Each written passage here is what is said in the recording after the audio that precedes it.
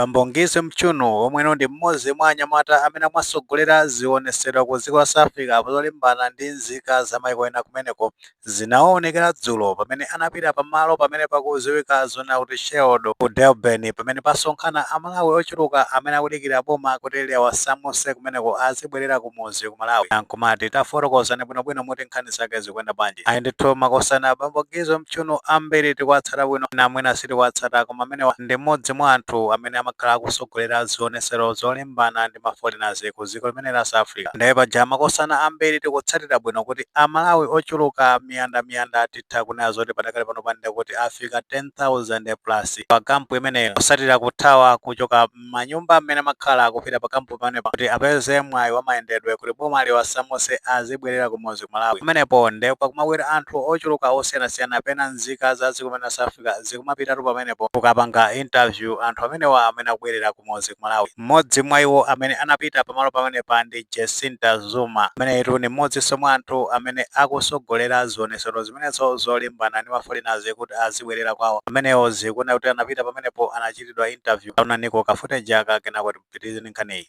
This would probably be shocked, heartbroken as well, because it is a sad situation to see that there's a government that would allow their people to actually be in another country like this in these numbers. I think it's quite scary, but I think it's also quite telling of what we've been saying to our government, that we've got a serious problem. I mean, this is not even the whole of Durban or KZN or the whole of South Africa. So if this is just in one area, can you imagine what the rest of South Africa looks like when it comes to illegal immigrants who are living everywhere? Because if the community didn't reveal this, I think we would still probably be in denial, some of us, because then questions like where are they going to school? Where are they going to hospitals and clinics, and where are they getting the money to live from? Chabwino taona pamenepo ameneyo anacheza ziwiri zitatu ndi anthu anampanganso interview pamenepo. Posatira zimenezi Bambongize Mchunu amaona ngati ndi zophweka kuti nawonso akayenda momwe moyera osaziwa zona kuti anthu akonzekera kwambiri nthuto ndokwiya makamaka Malawi kuti sakukondwera ndi nkhanza zimene akukumana nazo kumeneko. Ndezi kunena kuti anakachezako Bambongize Mchunu anakachezako ndi amayi ndi ana amene ananyamuka ulendo oyambiri a tsiku lija. Titha kuona mukafuteji kameneka kenako tipiteni nkhani.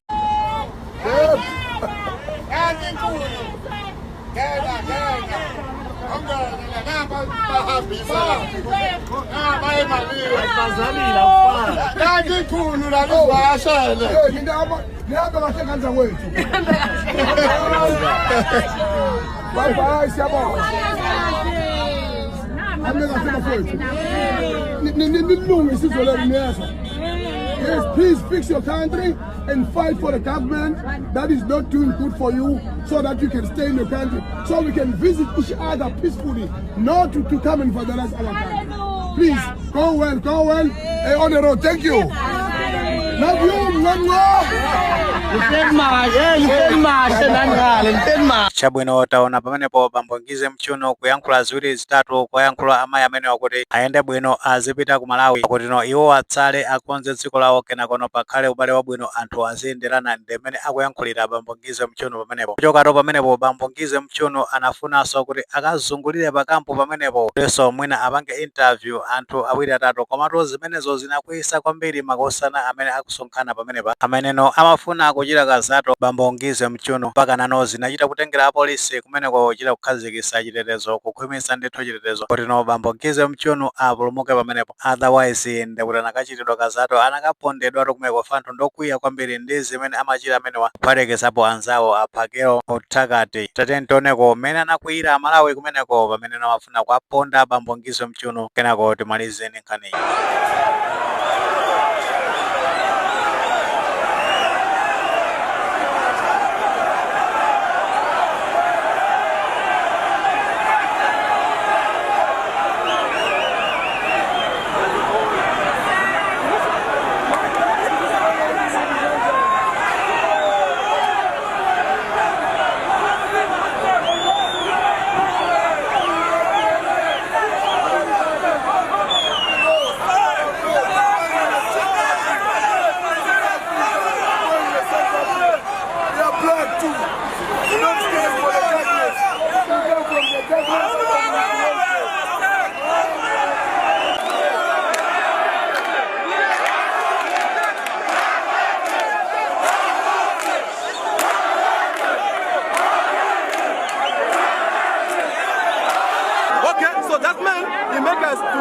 institution here. So what do you want to come to this place here? Yeah? He make us like a stupid.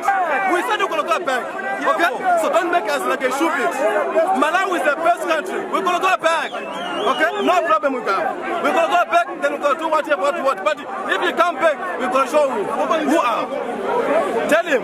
Sina patinake manje laba sibabone laba abantu bafikayo bayasicosha la thina ama-Afrika bayasicosha kodwa basifikela la basibona amaphoyisa ukuthi sihambe singajoyelane kanjalo ngoba ngcineni kuzovele kuthi kuliwe ngoba sisena amaphoyisa vele bafika laba abantu basisusayo la basisusa la sikhala khona bayasileta lana bafunani la bayofunani lana chabwino taona pamenepo mkwiyo wa Malawi kufunisisa ndithu atamponda mkulu ameneyi chifukwa amakhala akuchita chipongwe akatengana ndi gulu lake akapezatu mmakolala ambiri timaona amene nkhani zake zimakhala zikuyendera amachita nkhanza kwambiri makosana amenewa amene ndithu nkhani zake zakhala zikuyendera kumeneko ndeka yapopita pamenepo amaona ngati kuti anthu akamusekerera pano potengera ndi mmene amachitira makosana amenewa zinali zabwino ndithu anakaonesedwako ziwiri zitatu kumeneko omwe ndithu ndi polisi otherwise makosana amenewa amachita zinthu zosakhala bwino sapanga treat anzawo ngati anthu ndichifukwa Amalawi anapanga react model. Of course pameneno Amalawi ambiri akudikirira kuti boma lipange organize mayendedwe ngakhale process yake kuona kuti lisowa kwambiri mbereso akozuzula magaya boma ndi amene akuchitira zinthu zake kutengera kuti patenga nthawi yayitali magaya amenewa asanapangepo zinthu zothekera zoziwika bwinobwino potengera kuti matsiku ndochuluka ameneno nzika zakhala zili pamenepo pamphepo taonanso kuti Amalawi ena ameneno anakhazikika ku dziko limene South Africa akupezekatu kuti akubwerera ku Malawi